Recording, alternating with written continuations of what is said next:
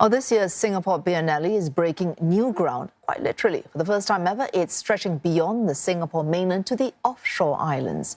This is the 7th edition of the Contemporary Art Festival, which features over 50 artists and collaborators. Shall we look with a sneak peek ahead of its opening this weekend? Of all the things you'd expect to find on Singapore's southern islands, this might not be one of them. This year's Singapore Biennale is bringing art to the most unexpected places to encourage visitors to see them in a new light. We hope actually that it's a reason and an invitation for people in Singapore to come out to the island, to realize that this is actually, yes, a bit further than what you're used to going to see art, but in fact to make a day of it, right? To kind of spend time, take a dip, look at some art, have an experience.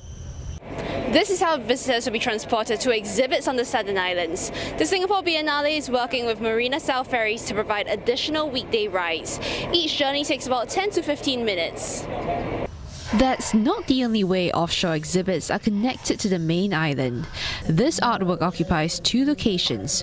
One installation on Lazarus Island reads the weather, while another receives and broadcasts the report, here in the city at Tanjong Pagar District Park. It's essentially composed of 6 AM radios that are connected to 6 long-wave antennas. And so it's an installation that's sensitive to activity that's happening very far away, but it's also listening to the weather inside the museum because it's affected by signals emitted from phones. I think one of the things that came out in the project was understanding the different ways in which people relate to the world around them. The District Park is also where the heart of the Biennale beats. Artworks are spread over 3 floors, giving visitors the chance to come up close and personal with all sorts of weird and wonderful pieces. But the art journey doesn't stop here. It extends to Woodlands, Jurong, and even as far east as Tampines. Along the way, the Biennale will touch everyday spaces like regional libraries.